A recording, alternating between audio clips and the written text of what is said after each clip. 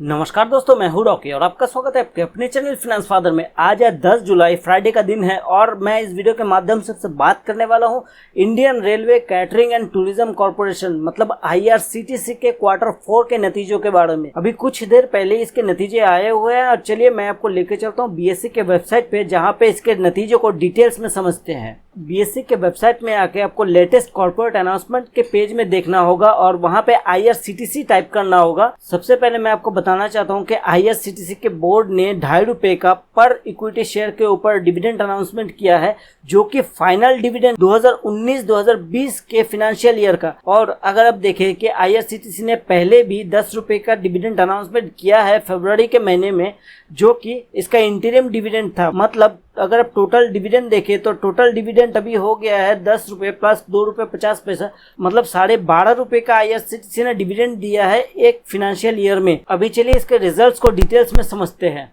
सबसे पहले मैं इस पेज को जूम कर लेना चाहूंगा, क्योंकि यहाँ पे जितने सारे नंबर्स दिए हुए हैं वो बहुत ज्यादा ही छोटे हैं, ताकि आपको देखने में आसानी हो। इस फाइनेंशियल रिजल्ट में जितने सारे नंबर दिए हुए हैं सारे लाख्स में है, जिसको मैं कन्वर्ट करके करोड़ में बताऊंगा ताकि आपको समझने में आसानी हो। तो सबसे पहले हम लोग बात करते हैं रेवेन्यू फ्रॉम ऑपरेशन से। इस साइड में जो कॉलम है ये ईयर ऑन ईयर बेसिस का है, मतलब 31 मार्च 2019 वर्सेस 31 मार्च 2020 का ये कॉलम है। और जो लेफ्ट साइड में कॉलम्स है इसमें से 31 मार्च 2019 का ये कॉलम है, 31 दिसंबर 2019 का ये कॉलम है और 31 मार्च 2020 का ये कॉलम है। मैं इन तीनों कॉलम्स की रिपोर्ट आपको समझाने की कोशिश करूंगा ताकि आपको एक्चुअल फिगर्स जो है वो समझ में आए और अंदर ही अंदर कैसा ऑपरेशन चल रहा है ये भी आपको समझने में आसानी हो। 31 मार्च 2019 को जो फिगर था वो 1870 करोड़ का था, जो कि 31 मार्च 2020 को बढ़ के हो गया है 2275 करोड़ का।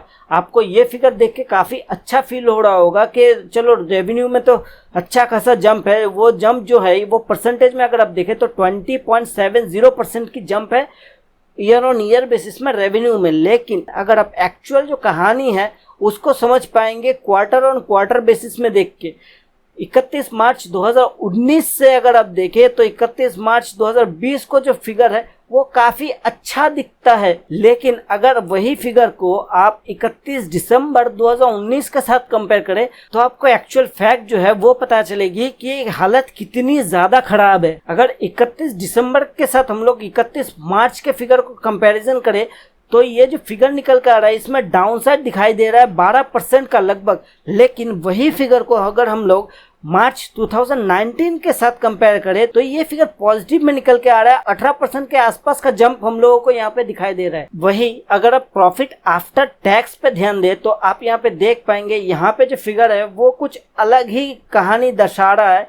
जैसे मैं अगर ईयर ऑन ईयर बेसिस में बताऊं तो ईयर ऑन ईयर बेसिस में जो फिगर है प्रॉफिट आफ्टर टैक्स 308.56 करोड़ का जो फिगर था 2019 मार्च 2019 का मैं बात कर रहा हूं, और वही फिगर 31 मार्च 2020 आते आते आपको कन्वर्ट होते हुए दिखेगा 528 करोड़ के ऊपर। तो आपको टोटल प्रॉफिट में जो जंप देखने को मिलेगा ईयर ऑन ईयर बेसिस में 71.30% का, जो कि काबिले तारीफ फिगर मैं कहूंगा ईयर ऑन ईयर बेसिस में, जो कि एकदम नेचुरल है। क्योंकि IRCTC का जो बिजनेस पॉलिसी है आपको भी पता है ये एकदम मोनोपोली बिजनेस पॉलिसी है और इसके आसपास या फिर इस सेक्टर में इसको छोड़ के और कोई प्लेयर है ही नहीं। मतलब मैं खुद रेस में दौड़ रहा हूं और मैं खुद फर्स्ट ना आऊं ये तो हो ही नहीं सकता ना। तो ये फिगर अगर आप मार्च 2019 वर्सेस मार्च 2020 में देखें तो काफी अच्छा एक जंप आपको देखने को मिलेगा। जो फिगर लास्ट ईयर 83.97 करोड़ का था, मार्च 2019 का मैं बात कर रहा हूँ, मार्च 2019 क्वार्टर का, वही फिगर मार्च 2020 क्वार्टर में हो गया है 150.60 करोड़। मतलब टोटल प्रॉफिट में जंप देखने को मिलेगा आपको 79.35% क्वार्टर ऑन क्वार्टर बेसिस में। अगर आप कंपैरिजन करें मार्च 2019 वर्सेस मार्च 2020 का। लेकिन एक्चुअल फिगर जो आपको कंपैरिजन करना चाहिए अगर आपको हालत समझनी है कंपनी के अंदर की, तो आप यहाँ पे देख सकते हैं दिसंबर 2019 में जो फिगर था 205.80 करोड़ का, वही फिगर इस साल हो गया है, मतलब मार्च 2020 में एक क्वार्टर बाद ही हो गया है 150.60 करोड़ का। मतलब अगर आप क्वार्टर ऑन क्वार्टर बेसिस मतलब दिसंबर क्वार्टर से मार्च क्वार्टर का कंपैरिजन करें तो आपको गिरावट देखने को मिलेगी, जो कि है 26.82% का। मैं इस गिरावट को काफी गंदा गिरावट कहूंगा। एक मोनोपोली शेयर होते हुए भी इसमें एक क्वार्टर के गैप में 27% का डिफरेंस बहुत ज्यादा गिरावट है मेरे हिसाब से। क्वार्टर 4 के नतीजों को और ज्यादा एक्सप्लोर करते हैं। और जैसे कि आपको पता है कि Indian railway catering and tourism corporation जो कि IRCTC है, वो सिर्फ एक सोर्स पे काम नहीं करता है। इसका सोर्स ऑफ रेवेन्यू मल्टीपल है। मल्टीपल सोर्स ऑफ रेवेन्यू को एक्सप्लोर करने की हम लोग कोशिश करते हैं और इसके लिए आपको पेज को स्क्रॉल करते हुए नीचे आना पड़ेगा। लेकिन उससे पहले मैं इस पेज को साफ कर लेता हूं और आप यहाँ पे देख पाएंगे कि टोटल जो रेवेन्यू था उसका सेगमेंट वाइज अगर आप देखें कि तो सेगमेंटल रेवेन्यू आपको नीचे दिखाई देगा, जिसमें से अगर आप सेगमेंट वाइज देखें मतलब सेगमेंट को डिवाइड करें तो कैटरिंग एक सब डिवीजन हो जाएगा। रेल नीर मतलब रेल का जो पानी आता है IRCTC की तरफ से, रेल नीर उसका एक डिवीजन है। इंटरनेट टिकटिंग मतलब जो टिकट हम लोग बुक करते हैं इंटरनेट से, उसका एक डिवीजन है। टूरिज्म एक डिवीजन है और स्टेट तीर्थ बोल के एक डिवीजन है इनका, जिसमें से तीर्थ यात्रा कराई जाती है IRCTC की तरफ से। अगर आप टोटल रेवेन्यू जो है, टोटल रेवेन्यू को मैं इस क्वार्टर में बात कर रहा हूँ जो कि 586.88 करोड़ का है। इस फिगर को अगर आप परसेंटेज वाइज देखें मतलब कौन से सब डिवीजन का कितना परसेंट का इसमें हिस्सेदारी है, तो आपको इजीली समझ में आएगा कि इस टोटल रेवेन्यू में किसने कितना हाथ बटाया है। जैसे कैटरिंग का बात करूं तो कैटरिंग का जो परसेंटेज निकल के आता है वो 40.26% का है। और रेल नीर की बात करूं तो रेल नीर का जो परसेंटेज निकल के आता है वो 8.70% का है। इंटरनेट के माध्यम से जो टिकट बुक किया जाता है उसकी बात करूं तो 32.98% का इसका इंटरनेट टिकटिंग का परसेंटेज निकल के आता है। और टूरिज्म का बात करूं तो टूरिज्म है 17.32% का। और वहीं स्टेट तीर्थ का बात करूं तो स्टेट तीर्थ निकल के आता है 0.73% का। और अगर आप इस टोटल नंबर को ऊपर से नीचे तक सम करें तो आपको जो परसेंटेज मिलेगा वो 100% है। मतलब यहाँ पे जो फिगर है 586.88 करोड़ का, तो ये फिगर निकल के आता है टोटल इस 100% में। यहाँ पे भी जितने सारे फिगर्स है वो लाख्स में है और मैं आपको करोड़ में कन्वर्ट करके समझाने की कोशिश करूंगा। ये column year on year basis का है 2019 वर्सेस 2020। और ये जो 3 कॉलम है ये 2020 मार्च क्वार्टर का है जो कि बीता हुआ क्वार्टर है। 2029 का दिसंबर क्वार्टर है और ये 2019 का मार्च क्वार्टर है। मैं यहाँ पे लिख देता हूँ, आपको समझने में तब आसानी हो सकती है। ये दिसंबर का क्वार्टर है और ये मार्च 2020 का क्वार्टर है। लेकिन हम लोग जब सेगमेंट वाइज रेवेन्यू की डिस्कशन करेंगे तो सिर्फ मार्च 2019 वर्सेस मार्च 2020 को ही लेंगे, क्योंकि नहीं तो वीडियो बहुत ज़्यादा लेंदी हो जाएगा।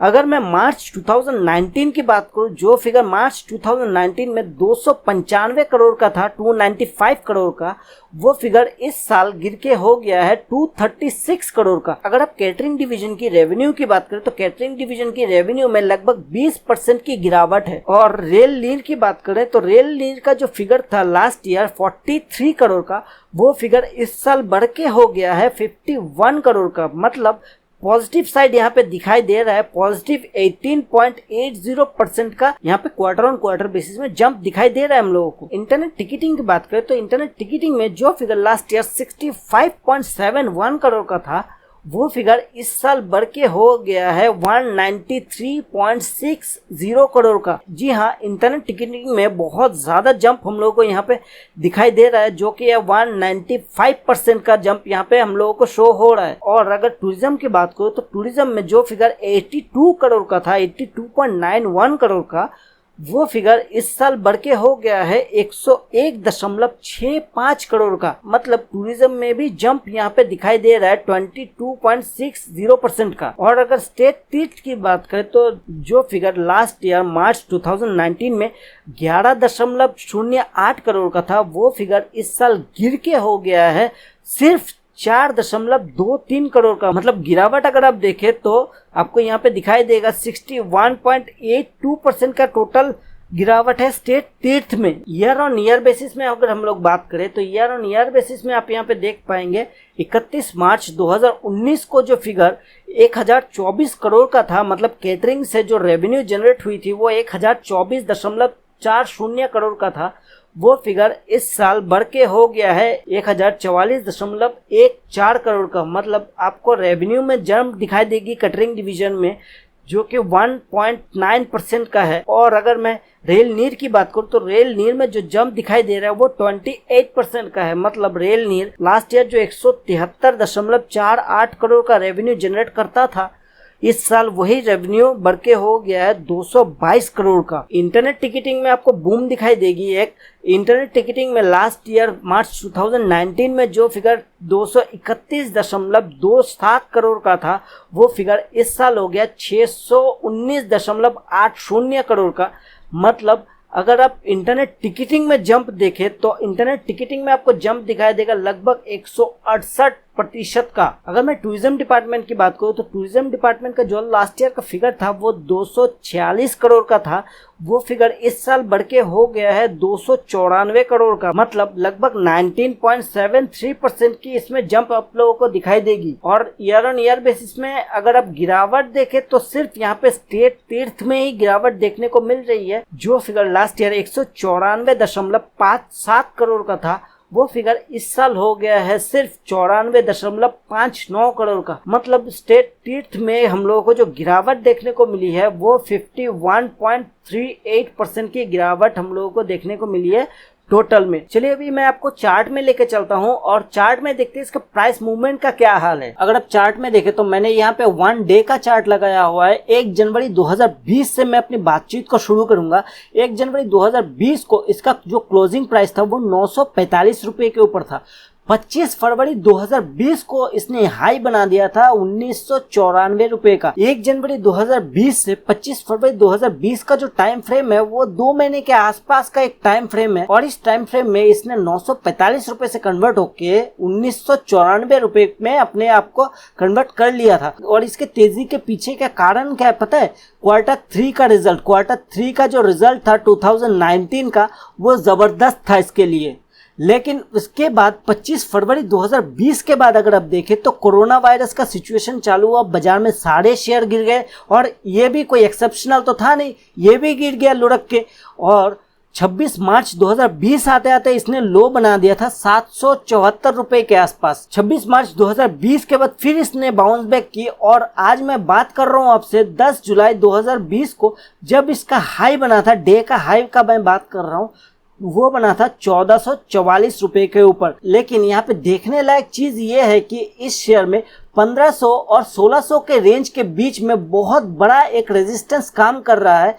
एक नहीं, एक्चुअली मैं 2 रेजिस्टेंस की बात कर रहा हूं। 2 रेजिस्टेंस इसमें काम कर रहे हैं 1500 और 1600 के रेंज के बीच में। अगर आप देखें 22 अप्रैल 2020 को इसने हाई बनाया था 1508 रुपए का, लेकिन इस हाई को ये सस्टेन नहीं कर पाया था और नीचे लुढ़क के आ गया। फिर इसने कोशिश की और 8 जून 2020 को इसने हाई बनाया था 1594 रुपए का, मतलब 1600 के रेंज के आसपास, लेकिन ये हाई को भी ये सस्टेन नहीं कर पाया, फिर लुढ़क के नीचे आ गया।